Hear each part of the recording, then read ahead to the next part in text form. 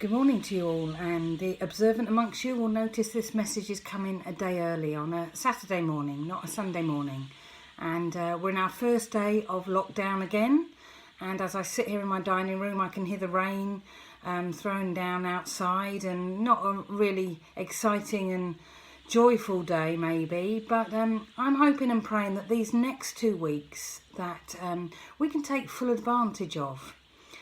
Now, we might not be able to do some of the things we want to do, in fact most of the things to be honest, but I wonder if, knowing that it's hopefully just for 2 weeks, whether there's a project you can take on.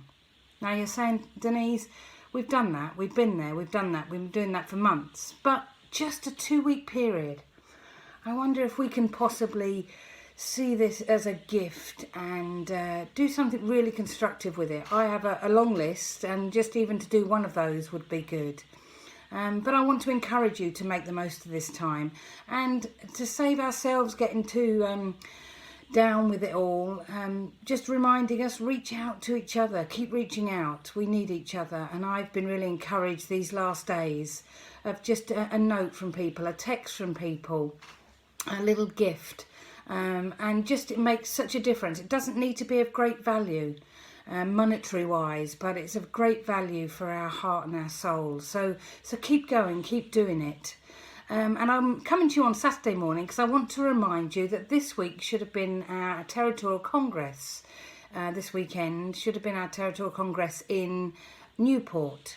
Was really excited about that coming to Wales. And sadly it's been cancelled in that respect, but yet it's not cancelled, because online this afternoon, Saturday at 3 p.m, and tomorrow morning at 9 a.m, there will be meetings that you can follow if you can access YouTube. If you go onto the Salvation Army UK YouTube page, you'll find it there around those times. It's not there just yet, but it will go live just before 9 o'clock and just before 3 o'clock tomorrow. No, wrong way around. Just before 3 o'clock today and just before 9 o'clock tomorrow morning.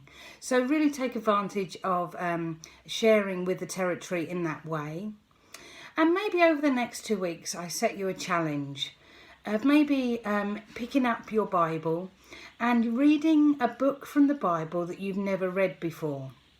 Now for some of you, you will have read it cover to cover, and I admire that. I've never managed that. I'm a bit of a dipper in and out, but there's books there that, do you know they even exist? The books of Habakkuk, of Ezra, of Obadiah, of Zephaniah.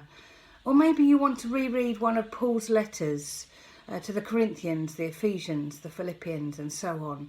Lots of good books there that you can take a whole book and perhaps read it through in the next 2 weeks.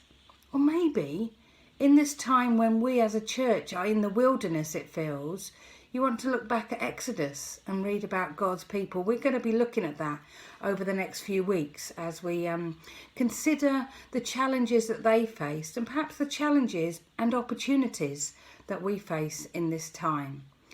So don't get down, keep yourself going, keep each other going. If God puts in your mind the name of someone, write to them, phone them. It's God's way of saying they need to hear from you. And just be encouraged that God is with us wherever we are, and He's doing a new thing at this time. So I leave with you just one verse from Isaiah and chapter 41, verse 10. So do not fear, for I am with you. Do not be dismayed, for I am your God. I will strengthen you and help you. I will uphold you with my righteous right hand. God is going to give us all we need for these next days. One step at a time, one day at a time, 1 2-week lockdown at a time. Let's make the most of the opportunities that come our way. God bless you, and I hope you enjoy the Congress meetings this weekend.